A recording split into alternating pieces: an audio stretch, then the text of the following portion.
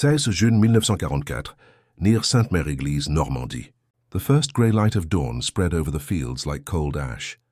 Along the hedgerows, the air still trembled from the thunder of naval guns, each concussion a heartbeat of the invasion. Somewhere beyond the smoke, a column of German Panzer POWs rumbled through the morning mist. Their crews, veterans of the Eastern Front, believed they were facing another coastal raid. They didn't yet know that the largest amphibious assault in history had begun. At precisely 5:27 hours, Oberleutnant Karl-Heinz Voigt checked the pressure gauge in his Panzer IV's Maybach engine and gave a curt nod. His orders, issued from the 84th Infantry Division command post at Carentan, were to advance north towards Sainte-Mère-Église and cut off the American paratroopers. Confidence pulsed through the column. The Wehrmacht had broken larger encirclements before, but waiting in the orchards ahead, members of the 82nd Airborne Division, mud-caked, disoriented, their unit cohesion shredded by the night drop, were preparing an ambush that would redefine the balance between steel and flesh. Among them, Sergeant William Red McCloskey held a new weapon that few Germans had yet seen, the M1A1 bazooka. The official War Department inventory recorded only 5,580 bazookas in operational use that week. Each fired a shaped charge capable of piercing 3 inches of armor, just enough to make the difference between survival and annihilation. When the first tank crested the ridge, its turret turned lazily toward the sound of distant engines. McCloskey steadied the tube on a fence post. It looked like a steel cathedral, he would later recall. The rocket hissed through the air, striking the side of Voigt's tank with a flash that lit the orchard white. Within seconds, the confidence of the German Armor Corps, those iron veterans of Kursk and Kharkov, was shattered by a weapon that soldiers compared to opening steel like fruit. By midday, Sainte-Mère-Église was a graveyard of burnt hulls. The local newspaper, La Manche Libre, later reprinted under Allied supervision, would describe the scene with quiet disbelief. The tanks died standing still, their turrets facing a town they never entered. Yet this was only the beginning. Behind those burning vehicles lay a deeper story, of overconfidence, adaptation, and the strange intimacy between enemy soldiers who would one day rebuild Europe together. From the training fields of Bavaria to the prisoner compounds of Texas, this is the story of the men who rode in steel beasts and the war that turned their armor into ashes. 6 June 1944, Sainte-Mère-Église, Normandy. A thin veil of mist clung to the fields, rising from the hedgerows like the breath of ghosts.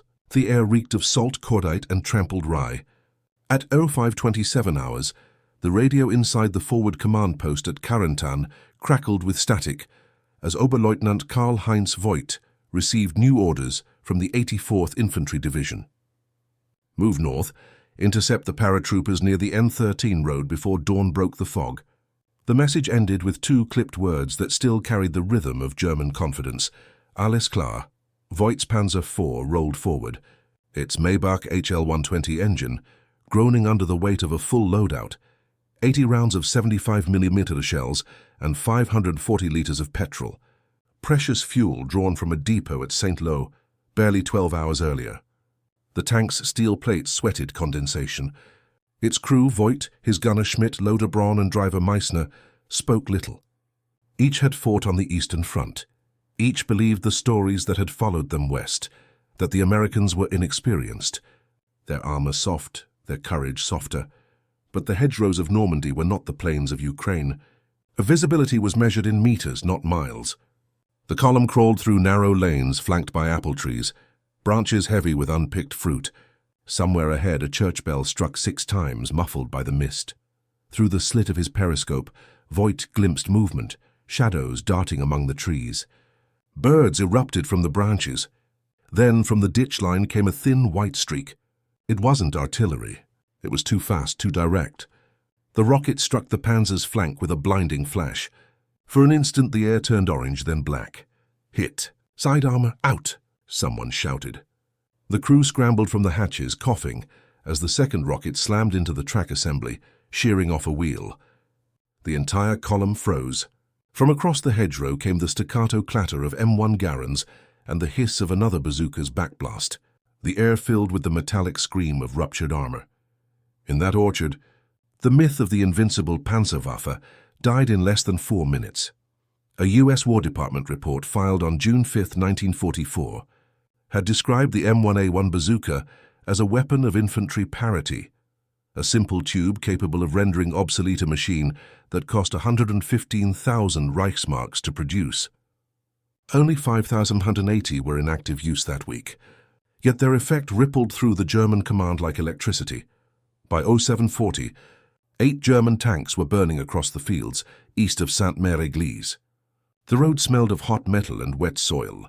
Sergeant William "Red" McCloskey of the 82nd Airborne Division would later recall, "The armor cracked like fruit skin, just a hiss and a pop."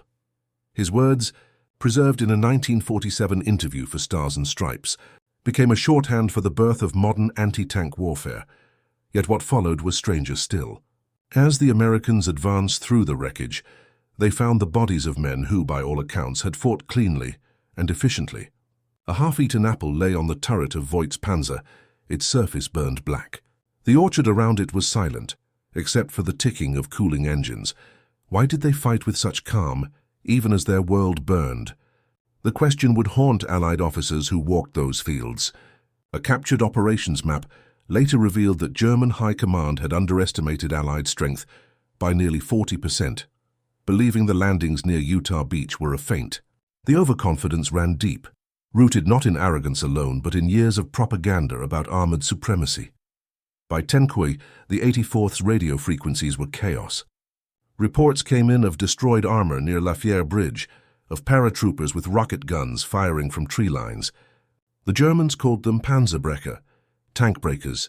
A Red Cross field inspector, Dr. Hans Kuhn, passing through Carentan that same day, noted in his diary that the air itself trembled from the fear of unseen weapons. His line, terse and clinical, captured the disintegration of a doctrine that tanks could impose order on a battlefield. As smoke thickened over Sainte-Mère-Église, McCloskey and his men regrouped near a ruined farmhouse. The sergeant removed the spent tube from his shoulder, eyes fixed on the burning hulks. In that moment, he didn't see victory, only the fragile truth that every new weapon makes the last generation's courage obsolete. And in the villages beyond the hedgerows, French civilians peered from cellar doors at the strange duel of iron and fire, wondering which world would emerge. When the smoke cleared, the tank crews that survived that morning would soon find themselves far from home, transported across the ocean to places like Camp Hearn, Texas, where fences and lectures would replace gunfire. But for now, amid the wreckage, they were still soldiers, steel-hearted men watching their empire collapse one shell at a time. The morning the tanks died was also the morning the future began. Carentan, Normandy, 7th June 1944. The night after the ambush, the sky hung low and bruised with smoke. Across the fields outside Sainte-Mère-Église, the fires of burnt armor still flickered like dying stars. Engineers of the 709th Infantry Division worked through the darkness, dragging the carcasses of Panzer IVs off the road with horses because the fuel trucks had not arrived. The sound of chain links on steel echoed over the countryside like the rhythm of a funeral march. At 03:15, a clerk at the 84th Division's signal post logged a chilling statistic. Of the 19 operational tanks deployed toward the N13 road the previous dawn, only 6 had returned intact. 4 were immobilized beyond recovery. 2 were found empty, their crews missing. For the Wehrmacht, the shock was not just the loss of armor, it was the realization that the enemy's infantry, once dismissed as amateurs, could hunt tanks like wolves.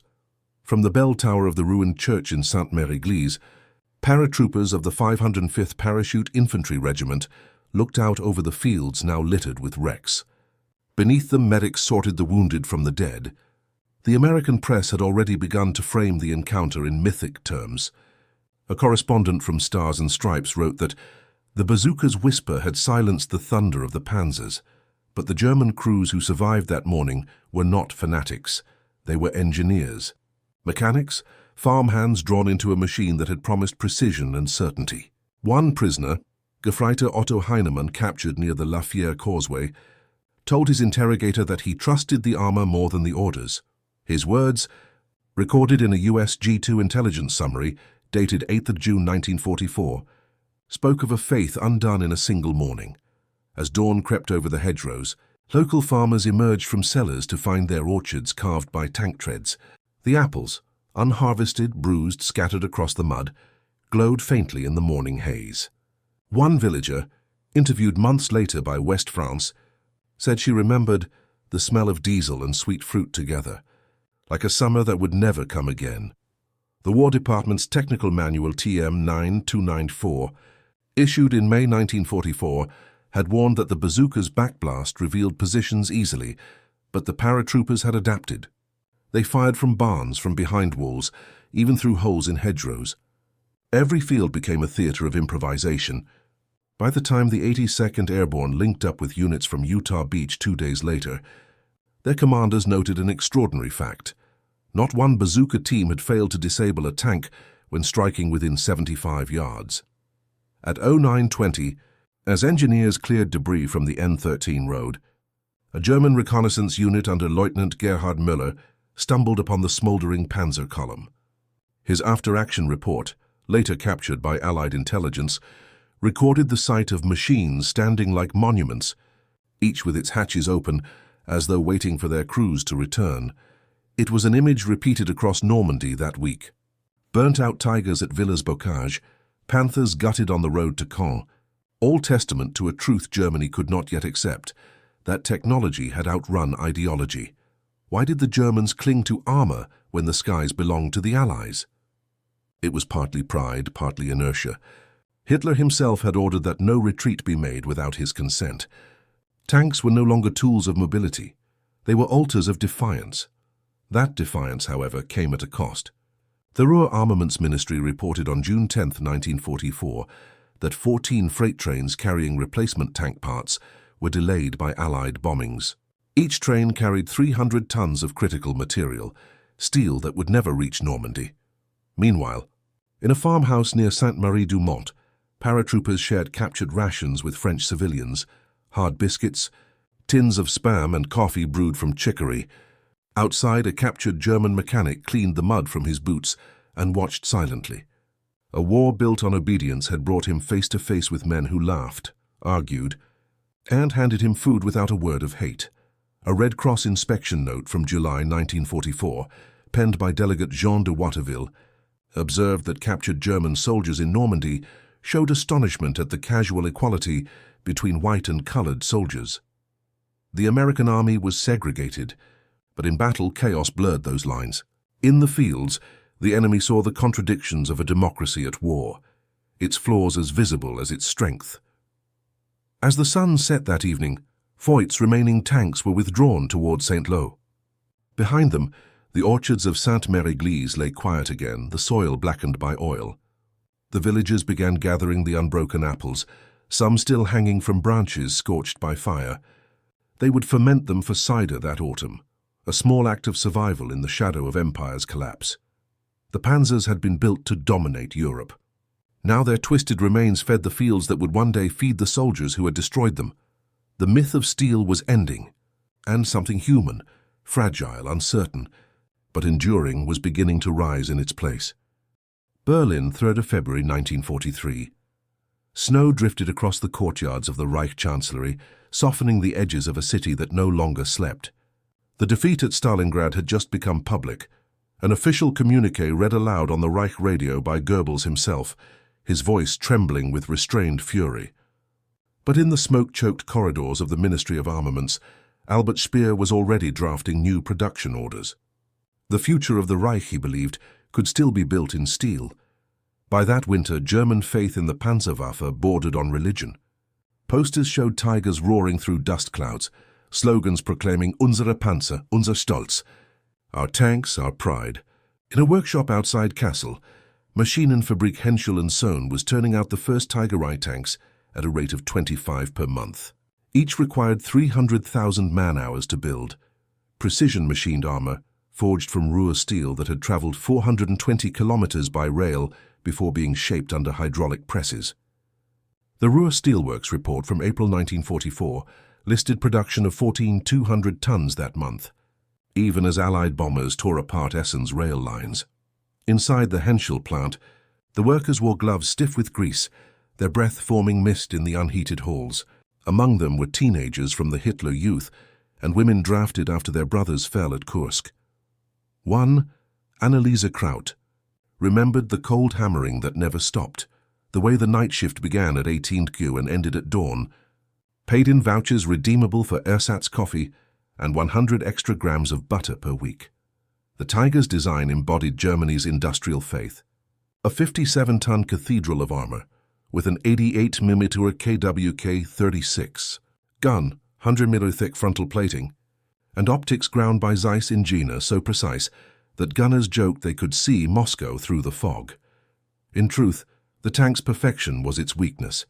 Its engine overheated, its transmission failed on steep grades, and its fuel consumption, 2.7 liters per kilometer, was catastrophic. A single Tiger could drain an entire fuel truck during a day's operation. Still, propaganda films like Wochenschau No. 698 showed crews smiling, shells bursting harmlessly against their flanks. Children in Berlin played with wooden models labeled Tiger siegt, the Tiger wins. Even in bomb shelters, mothers whispered to their sons that the panzers would bring them victory. How does a nation fall in love with a machine? Perhaps because machines don't argue, don't question orders. They promise order in chaos. For Hitler, tanks were not merely weapons, they were symbols of destiny. At the Nibelungenwerk in St. Valentin, Austria, an inspector's log dated 12 May 1943 recorded the delivery of the first batch of Panther tanks to Army Group South. Each vehicle bore the stamp of 1,000 separate subcontractors, factories scattered from occupied France to Czechoslovakia. Even under bombardment, the network pulsed with activity. Trains rolled day and night carrying steel, tungsten, and human labor, some voluntary, many not. The International Committee of the Red Cross, ICRC, received reports from their delegate Dr. Jean-Marie Fusy describing industrial fatigue and starvation. Among forced workers near Linz, his report, smuggled through Switzerland in August 1943, estimated that foreign laborers in German armaments plants received an average of 1,800 calories per day, compared to 3,000 for German civilian workers. The contrast was a quiet indictment, written in the language of numbers. Back in Berlin, Speer visited the Kummersdorf proving grounds, where engineers tested the new Panther AOSF. He watched as a shell from a captured Soviet T-34 struck its glacis plate and ricocheted harmlessly into the sky. This, he said to his aides, is the future. Yet the future was already shifting beneath him. Across the Channel, British intelligence analysts at Bovington Camp studied fragments of captured armor, noting weld weaknesses and track fragility. By late 1943, the Allies had begun designing tactics and weapons specifically to kill German tanks. The American M1A1 bazooka and the British Piat were the crude answers to German precision, cheap, ugly, terrifyingly effective. In the cafes of Berlin, women stirred ersatz coffee made from roasted barley and whispered rumors that Tigers were being sent to France to face the next invasion. Few realized how thin the steel curtain had become. Fuel reserves were collapsing. Oil from Ploiești arrived in half the quantities promised. In March 1944, the Wehrmacht's own logistics office admitted that half its armored divisions were below 60% operational readiness. Still, the public was told that production was at record highs. The Völkischer Beobachter published a photograph of a Tiger tank surrounded by smiling mechanics with the caption, "Every bolt tightened with victory." It was theater, and everyone knew it. But to question it aloud was dangerous. That spring, Allied bombers flattened Henschel's plant at Kassel. One survivor wrote that the assembly floor glowed red from heat. The tanks looked like skeletons waiting for resurrection. When the rubble cooled, the workers returned, sweeping shattered glass from turret rings and continuing their shifts. The rhythm of hammers never stopped. Faith persisted, even when logic had burned away. And so by June 1944, as Oberleutnant Voigt's Panzer rolled towards Sainte-Mère-Église, it carried not only steel and ammunition, but the weight of a national illusion. That technology could redeem belief, that iron could outlast exhaustion. But every empire built on machinery must someday confront the humanity it suppresses. Essen, Germany, 22nd April 1944. The sirens began before dawn.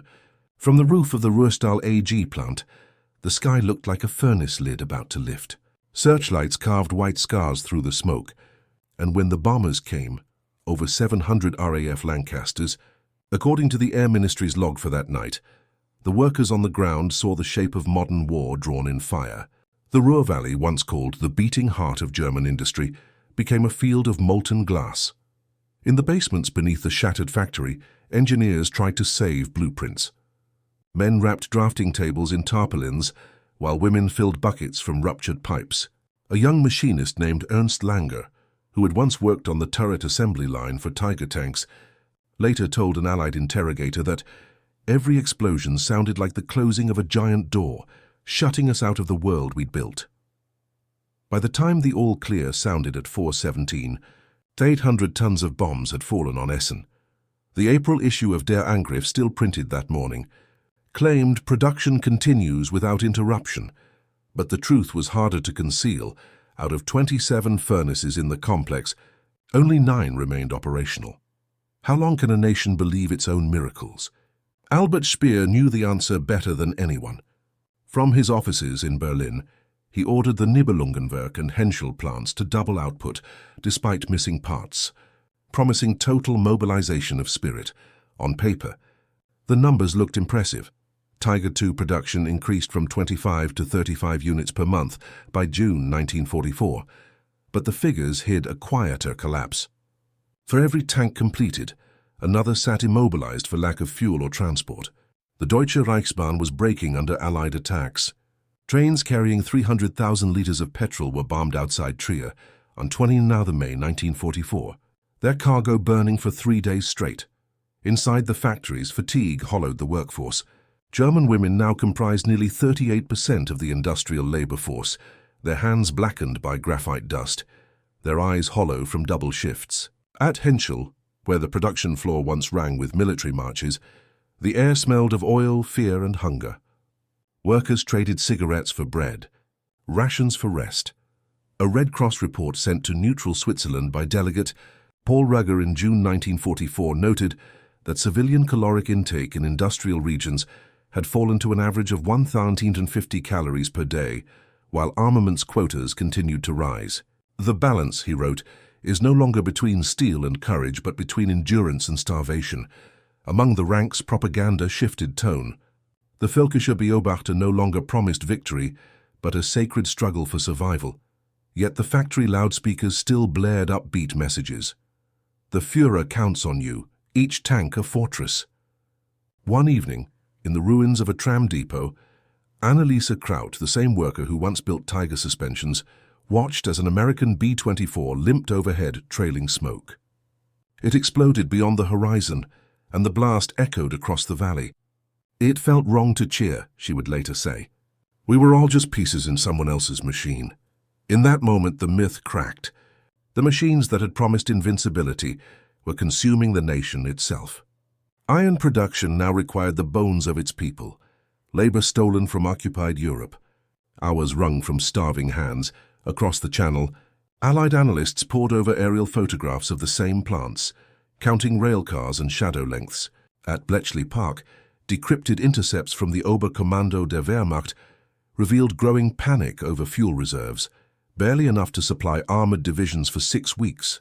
And still, the tanks kept rolling from the factories, each a miracle of persistence and delusion. When they reached the front, many were abandoned for lack of fuel, their engines ticking like dying hearts. The collapse of German industry was not a single explosion, but a slow implosion of faith. Every rivet tightened in those final months was an act of denial, every completed panzer a confession that the war could not be won by steel. Alone as the Reich burned its own lifeblood to keep the furnaces glowing, the seeds of another transformation were quietly taking root. Captured engineers, factory workers, and tank crews, those who survived, would soon find themselves shipped across the Atlantic, not as enemies, but as prisoners of a nation whose abundance seemed almost unreal.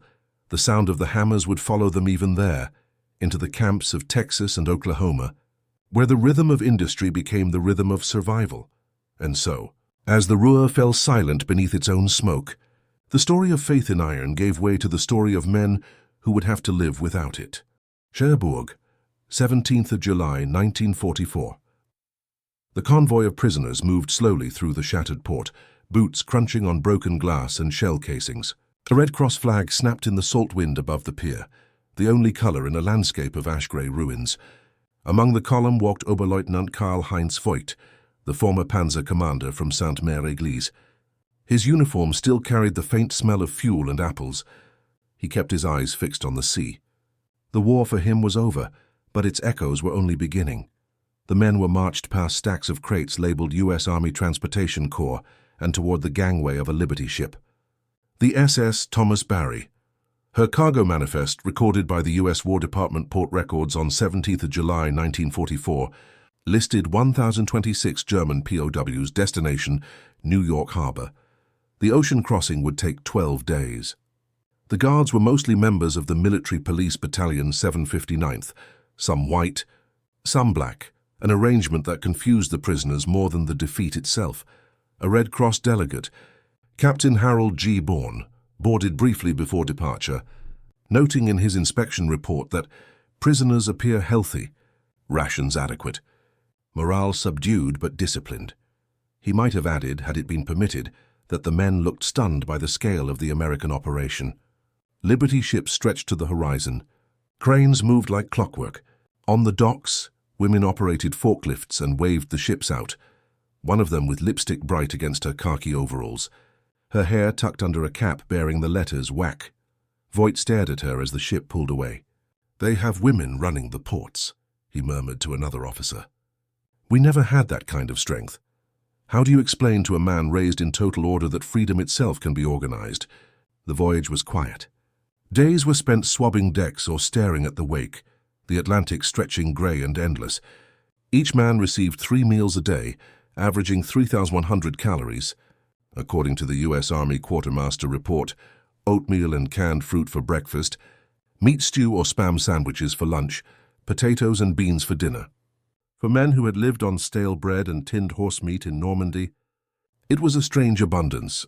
On the 7th night, the prisoners heard jazz drifting from the crew's quarters, a trumpet riff from Glenn Miller's In the Mood, broadcast over the ship's radio. The melody carried over the dark water like a signal from another world. One guard, Corporal James McClellan, offered a cigarette to a German gunner leaning against the rail. The man hesitated, then accepted. "I'll fight good," McClellan said, his southern drawl thick. "But you picked the wrong boss." The German smiled faintly. "I think you did too," he replied, nodding toward the horizon. Both men laughed, though neither was sure why. 12 days later, on 29th of July 1944, the Thomas Barry docked at Pier 21, New York Harbor. The prisoners were loaded onto trains bound for interior camps, Camp Hearn, Texas, Camp Swift, Camp McCain. The logistics were staggering. 425,871 German POWs would eventually be housed across the United States by war's end. As the train moved south through fields of corn and cotton, Voigt noticed the rhythm of abundance outside the window. Barns intact, bridges whole, towns lit at night. He counted the cars on passing highways, each a small miracle of motion. The land seemed limitless, unscarred. At a stop in Little Rock, Arkansas, civilians gathered at the platform to watch the train. Children waved. A few soldiers handed the prisoners cups of cold lemonade through the bars. A War Department clerk recorded the time of arrival at Camp Hearn, 2140. August 2, 1944. The men were processed under floodlights, fingerprints taken, tags issued. Behind the wire fence stretched neat rows of barracks, a canteen, even a soccer field. The Texas night was dry and full of cicadas. Lieutenant Colonel Lloyd H. Watson, camp commandant, stood at the gate watching the new arrivals. "They're soldiers," he told a journalist from the Hearn Democrat. "We'll treat them that way." The Geneva Convention means something here. Inside, the Germans found order, but not the kind they had known. The bunks were clean, the rations generous, the guards polite. The next morning they were woken not by shouted commands, but by the clang of a mess bell. Breakfast, eggs, bread, butter, and coffee. 30,200 calories, the same as U.S. soldiers. A notice on the bulletin board listed classes, English lessons, woodworking, agriculture, One of the prisoners muttered, "We lost the war to a cafeteria, but under the surface tensions brewed." Black and Mexican-American guards patrolled the perimeter, often facing insults from white German captives who still clung to their racial hierarchies. Yet discipline was strict, one slur, one gesture, and privileges could vanish. A Red Cross inspection in July 1943, a year before. Voigt's arrival had already praised Camp Herne for sanitary conditions and humane administration, noting that the prisoners received newspapers, mail, and even theatre nights. Now, in the summer of 1944, those words were still true. The irony was unbearable. Men who had fought for a totalitarian empire found themselves living more freely behind American fences than many civilians did back home. That night, Voigt lay awake listening to the hum of the camp generator. Somewhere outside, a radio played "Don't Fence Me In." He smiled at the cruel humor of it. The war had taken his command, his homeland, his certainty. But here, in captivity, he had a bed, a full stomach, and a strange, impossible peace. The tanks had died in Normandy, but their crews were beginning a quieter campaign, the long surrender of belief. Camp Herne, Texas, September 1944. The air shimmered with heat. From the watchtower, the rows of barracks looked like matchboxes dropped into an ocean of dust. The Texas sun bleached the world to two colors, brown and gold. Inside the wire, nearly 4,800 German prisoners lived out a strange half-life between defeat and discovery. Oberleutnant Karl-Heinz Voigt walked the perimeter path at dawn, his boots kicking up pale sand. Beyond the fence stretched endless cotton fields, where Mexican-American laborers stooped under straw hats, singing softly in Spanish. The scene was so peaceful, so methodical, that it disturbed him. It was the rhythm of a country untouched by war. Each morning began with the clang of the mess bell at 06:06, followed by roll call and a breakfast that would have seemed luxurious in Europe. Oatmeal with milk, white bread, butter, canned peaches. A ration card posted on the wall listed the weekly average, 3,200 calories per man, confirmed by the U.S. Army Provost Marshal General's report, December 1944. The numbers were exacting, bureaucratic, almost moral. America measured even mercy. Prisoners worked in shifts, clearing brush, repairing irrigation ditches, picking cotton. They earned 0.80 in canteen coupons per day, which could buy coffee, cigarettes, or even small luxuries, like Hershey bars and shaving cream. The canteen's wooden shelves bore labels in English and German, Kaffee, 5C, Cipher, 3C. Behind the counter stood a woman in her 40s, the wife of a local farmer, who greeted each man with a courteous smile. To the prisoners, it felt surreal. In Germany, women rationed bread and feared the sound of sirens. Here they ran the stores and counted change.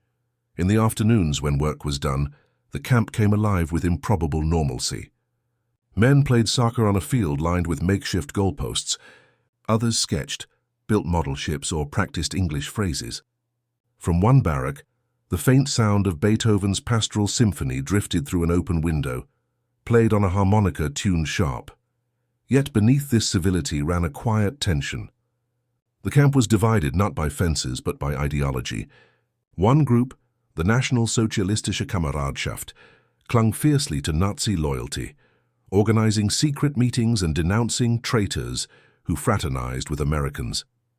Others, weary of slogans, began reading English newspapers provided by the Red Cross, the Dallas Morning News, the Herne Democrat, sometimes even Life magazine. They saw photographs of smiling soldiers with their families, of grocery stores overflowing with goods, of elections where citizens argued openly about the president. One evening, a prisoner named Sergeant Kurt Melzer, once a tank gunner in the 12th SS Panzer Division, approached Voigt during roll call. "You see the papers?" he whispered. "They argue about Roosevelt like schoolboys. No one arrests them." Voigt nodded slowly. "Maybe they don't need to," he replied.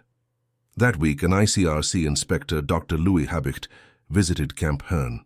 His July 1943 report, still cited by Geneva archives, noted that the camp provides educational opportunities and humane discipline, consistent with convention standards. During his 1944 return inspection, he recorded a more telling observation. Prisoners appear restless not from hunger, but from thought. The guards saw it too. Sergeant James McClellan, the same MP who had crossed the Atlantic with the prisoners, wrote in a letter to his wife, "They get more mail than I do. Some of them talk about democracy like they're trying it on for size."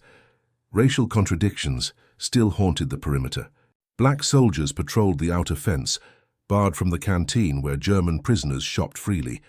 One, Private Leonard Johnson of the 1844th Service Unit, told a Chicago Defender reporter, "We guard men who fought for Hitler, but they get more respect than we do." The irony cut deep, a reminder that even in victory, America carried its own unfinished wars. In October, Camp Hearn staged a theater night. The prisoners built the sets themselves, scraps of plywood painted to resemble a Bavarian inn. The play was Faust, performed in German under the watchful eyes of guards. When Mephistopheles took the stage, the audience laughed nervously. "He offers the world and takes the soul," someone whispered. "Like politics." After the performance, Voigt sat outside the barracks, the desert wind warm on his face. A young Texan woman from the local Red Cross auxiliary approached to collect the ticket stubs. She wore a white dress speckled with dust and carried a notebook for attendance. "Did you enjoy the play?" she asked in careful German. Voigt smiled faintly. "Yes," he said. "It felt free." She nodded. "Freedom's mostly waiting for something better." That night, lights burned late in the barracks as men wrote letters home. Some spoke of comfort, others of shame. In one corner, a guard radio played faintly. News from Europe.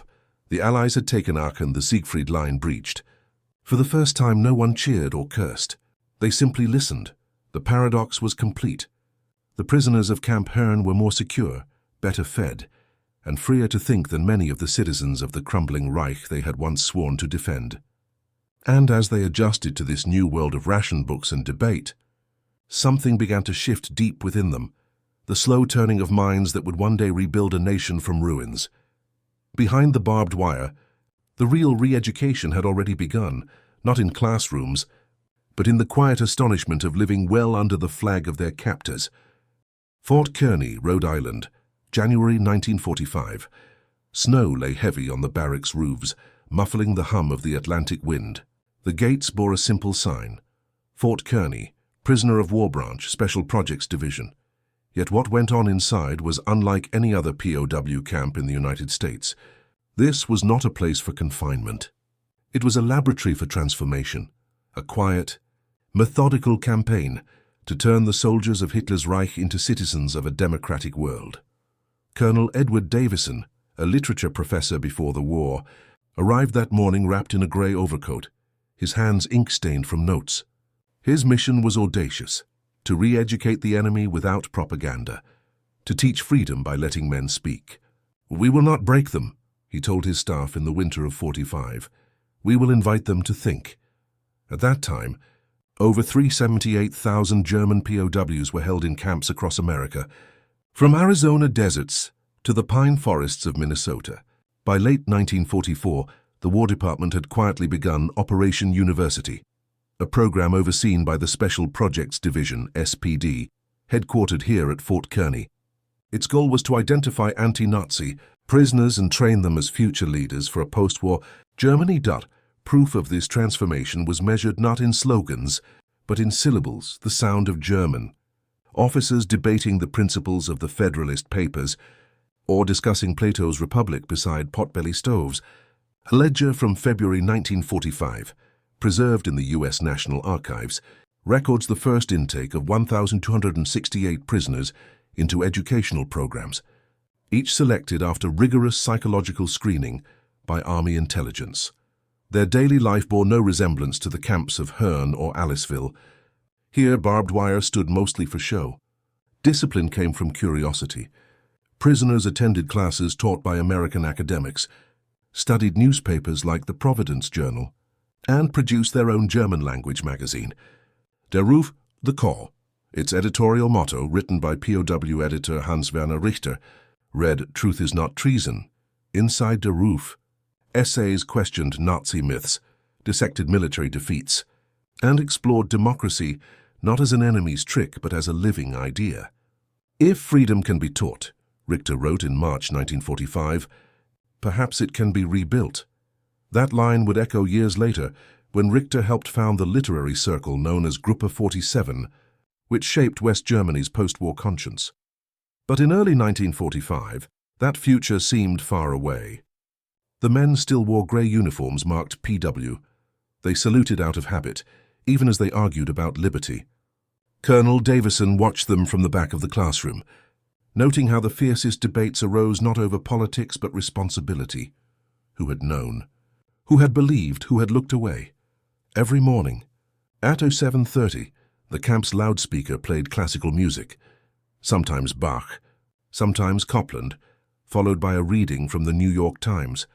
The prisoners listened to reports of bombings in Berlin, of Hitler's last desperate speeches. When the war news ended, the discussion began. One man remarked, "They say we fight for our homeland, but what is home if no one can speak without fear?" In March, a Red Cross observer named René Courvoisier inspected Fort Kearny and noted in his report, "Conditions are extraordinary. The prisoners live in near-academic atmosphere. Their transformation is subtle but visible. They speak of civic duty. Still, not all were convinced. Some of the older officers viewed the program as psychological warfare in scholarly disguise. One captain whispered, "They will not change us with books." Yet even he attended lectures on democracy, perhaps out of pride, perhaps out of the warmth of the classroom. Meanwhile, the American press took notice. A New York Herald Tribune article dated March 28, 1945, titled "Teaching Freedom to Hitler's Men," described Fort Kearny as a school behind fences, where lessons in citizenship are as important as discipline. What few understood was how delicate the operation truly was. A single misstep, an accusation of coercion, a whiff of brainwashing, could have ended the entire experiment. So Davison and his team walked a narrow path. No forced attendance, no propaganda posters, no oaths. Just discussion, music, and reading. And in that freedom, something irreversible began to take hold. One evening during a seminar on American government, a former Luftwaffe lieutenant raised his hand. "Professor," he asked quietly, "in your country, do citizens have the right to say their leaders are wrong?" The instructor nodded. "They not only have the right," he said, "they have the duty." The lieutenant stared at the floor for a long time. Then he whispered, "We never had that word, a duty, used for truth." Outside, the snow kept falling, erasing footprints between barracks. Inside, the men kept talking. And, in their words, a defeated army was slowly learning how to build a republic. They had been trained to command machines. Now they were being taught to command their conscience. Camp Algona, Iowa, April 1945. Dawn came quietly over the flat fields, the frost turning the soil silver. A single whistle blew at 0600 hours, echoing across the empty distance. Inside the compound, men stirred from their bunks not to the bark of an order, but to the soft knock of a guard announcing, "School begins in 1 hour." By spring of 1945, the U.S. War Department's Special Projects Division had expanded its re-education experiment far beyond Fort Kearny. In over 120 branch camps from California to New York, thousands of German POWs were enrolled in intellectual rehabilitation, a term coined in a War Department circular, number 87, March 1945, that described its purpose as preparing the mind for peace. At Camp Algona, the program took root in a converted mess hall that now served as a classroom. Its blackboard still bore traces of meal tallies, meat 40 lbs, bread 120 loaves, but above it hung a new sign, painted by the prisoners themselves, "Wissen ist Freiheit, knowledge is freedom." Proof of progress came through paper and ink. In the camp library, a March 1945 inventory log recorded 4,326 books in circulation, mostly German classics, English grammar texts and works of political philosophy supplied by the YMCA War Prisoners' Aid. Each volume bore a blue stamp, U.S. Army approved material. That morning, the instructor, Lieutenant Harold Humes, a former high school teacher from Illinois, wrote the day's lesson on the board. The Constitution, Power and Limits. Facing him sat 50 German soldiers in neatly pressed uniforms, notebooks open, pencils sharpened like bayonets. They listened as Humes explained the checks and balances of a government that even the president must obey. One prisoner, Corporal Gerhard Müller, raised his hand. If the leader disobeys the law, who stops him?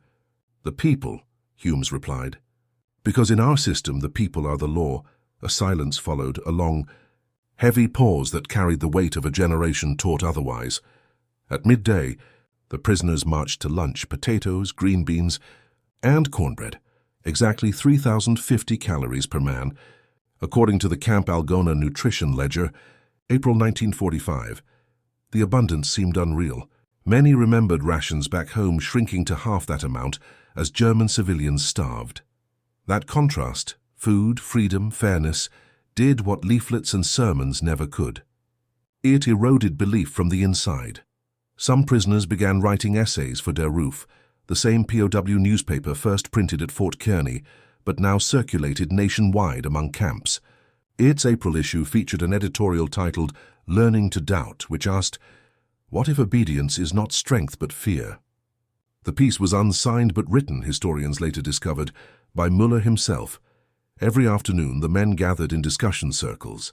They debated democracy, ethics, and the responsibility of soldiers in war.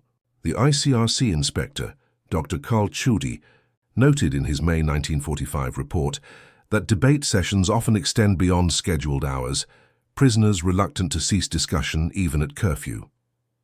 In the evenings, the educational rhythm gave way to human warmth. The camp's small chapel filled with quiet music. Bach's Jesu, Joy of Man's Desiring, played on a salvaged piano. Protestant and Catholic services alternated weekly, often conducted jointly by both faiths. A wooden cross carved by a former Wehrmacht carpenter hung above the altar, its base inscribed with one English word, peace. But outside the chapel, the world was changing faster than any curriculum could match. News arrived by radio. April 30th, 1945. Hitler dead in Berlin. May 8, Germany surrenders. When the announcement came, the men stood in silence, some weeping, others simply stunned. Then one whispered, "So, it's over." Another answered, "No, now it begins." For the camp administrators, the surrender created a new question. What now? These men were no longer prisoners of war, but neither were they citizens of peace. The War Department's Reorientation Directive of June 1945 set a new task: prepare them for return. Classes on civics shifted toward practical training: mechanics, agriculture, translation, journalism. Over 6,000 POWs across America joined vocational courses, a quiet rehearsal for reconstruction.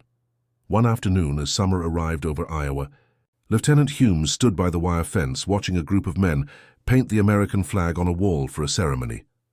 Müller approached, hands still stained with blue pigment. "Lieutenant," he said in halting English, "when we go home, do we still have to believe this?" Humes smiled. "No," he said, "you don't have to believe. You just have to remember what it felt like when you could choose." That night, as the prairie wind swept over the camp, the flag dried slowly on the wall, its colors bright even under the dim floodlights. The barbed wire still stood, but it no longer meant the same thing. Inside, men who had once fought for tyranny were preparing, however uncertainly, for liberty. They had been captured by arms, but it was the idea of freedom that held them now, quietly, completely, and without chains. Bremerhaven Port, Germany, March 2nd, 1946. The wind off the North Sea carried a metallic chill, the scent of rust, coal smoke, and wet timber. Along the dockside, a column of men stood in silence, their U.S. Army-issued duffel bags stacked like sandbags at their feet.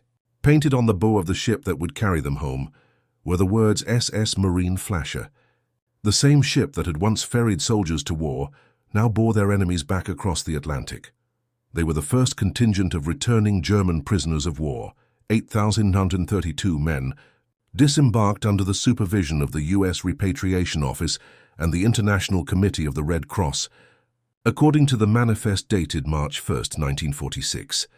Among them was Sergeant Kurt Meltzer, once of the 12th SS Panzer Division, and Oberleutnant Karl-Heinz Voigt, the quiet observer from Camp Herne.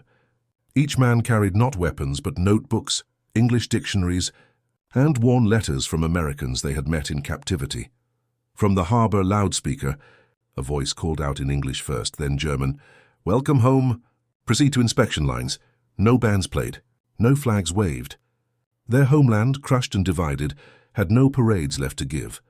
The men stepped onto German soil to find a country that scarcely recognized them.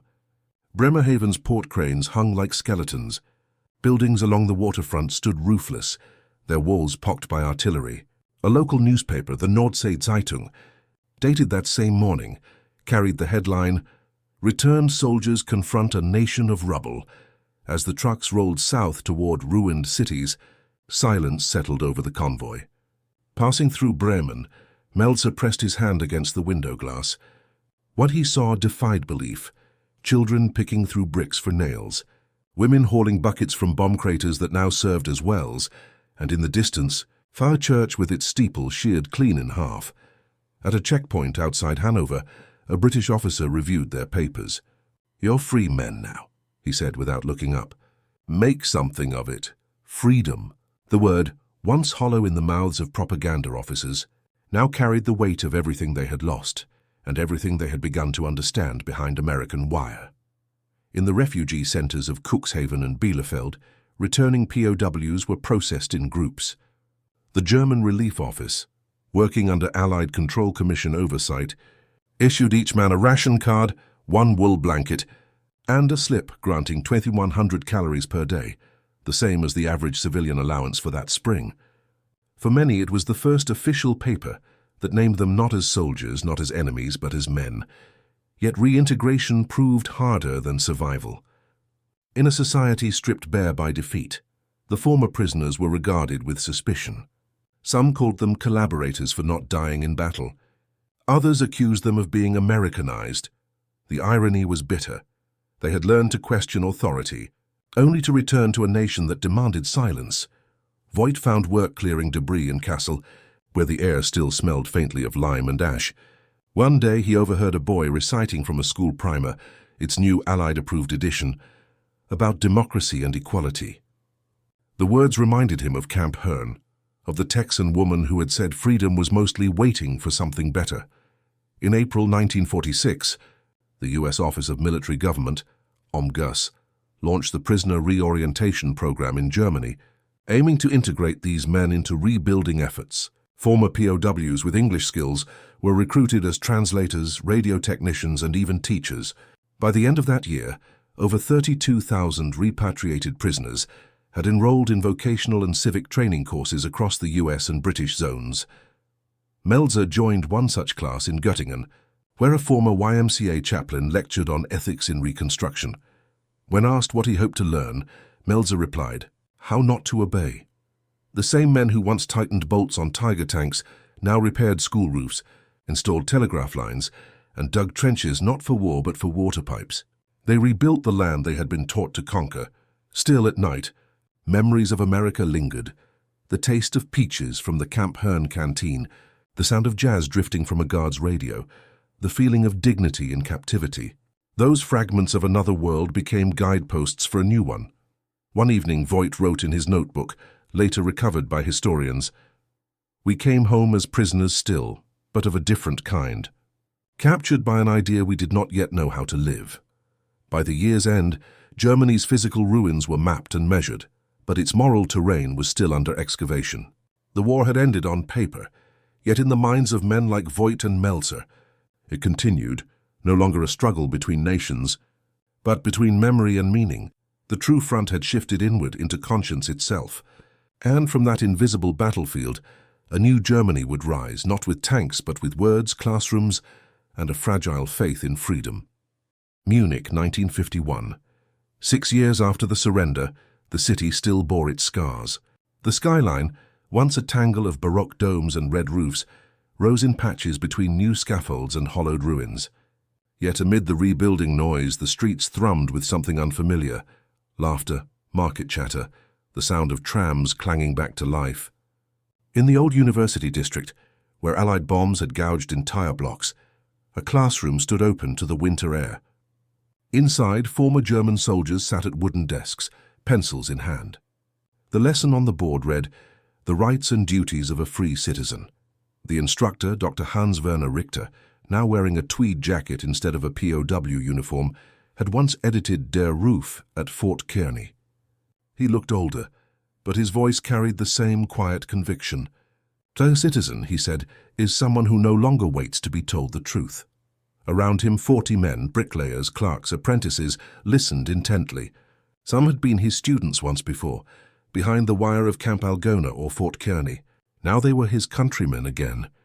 By 1951, West Germany was changing faster than anyone could have imagined. The Marshall Plan, launched in 1948, had poured over $1.4 billion into rebuilding its industries. The Ruhr, once bombed to ash, now roared with production again, steel, coal and automobiles rolling from the same factories that had once built weapons. The Allied occupation zones were evolving into the Federal Republic of Germany, a democracy that would anchor the new Europe. But for the men returning from captivity, freedom was not just a political structure, it was a discipline they had learned in slow, painful increments. Statistics tell part of the story. By 1949, over 372,000 German POWs repatriated from the US had entered civilian life. Yet many brought something more valuable than labor, an understanding of democracy's fragile machinery. In Munich that spring, the American Cultural Exchange Program launched evening schools for veterans. Classes ranged from mechanics to civics, each funded by the US Information Service and monitored by the newly formed Bundeszentrale für Heimatdienst, Germany's federal agency for civic education. In one session on local governance, a student, once a sergeant in the Afrika Korps, asked, "How do we know we will not repeat the same obedience?" Dr. Richter replied, "Because now obedience is a choice." Proof of change was everywhere. In Hamburg, a group of former POWs founded a cooperative housing project called Die Neue Heimat, its first charter drafted on a table once used for ration logs. In Stuttgart, another group opened a trade school that trained 2,300 young apprentices in the first year alone, many of them the sons of men who had been prisoners. Across the Atlantic, the U.S. War Department's 1949 evaluation report noted, with cautious pride, that former German prisoners exhibit a disproportionately high rate of civic engagement and volunteer participation in local governance, but perhaps the clearest legacy of the re-education camps lived not in documents, but in daily gestures, the way men spoke at meetings, questioned authority, or wrote to editors of newly free newspapers like Die Zeit and Süddeutsche Zeitung. For the first time in a generation, disagreement was not treason. In July 1951, a reunion was held in Bremen for men who had once been at Camp Herne. Fewer than 200 attended, but the atmosphere was electric.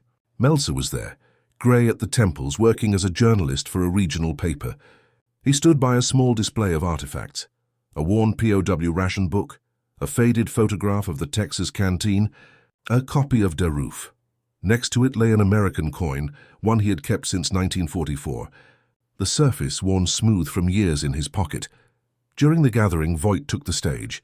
He read from a letter he had received from Lieutenant Harold Humes, now a school principal in Illinois. "Freedom," Humes had written, "is not what we gave you. It's what you learned to build yourselves."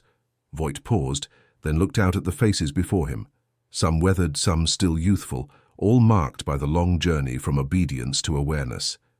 "We were soldiers," he said. "We became prisoners, and then somehow we became students." Perhaps that was the truest victory of all. Outside the hall, the evening bells of Bremen began to ring, the same bells that had been silent through the war. Around the square, market stalls closed for the night, and a group of young boys kicked a soccer ball through the fading light. Their laughter carried faintly over the cobblestones, echoing into streets rebuilt from ashes. In that sound, the simple, unguarded joy of a generation that had never known dictatorship, lay the quiet answer to every question the war had left behind. The tanks that once roared through Europe had long since rusted. The barbed wire had been cut and melted into plowshares. But the lessons learned in the strange classrooms of Texas and Iowa, of Rhode Island and Algona, endured in every free vote, every newspaper column, every argument spoken without fear. The war that began in armor had ended in words, and the men who once lived by orders had discovered at last the harder courage of choice.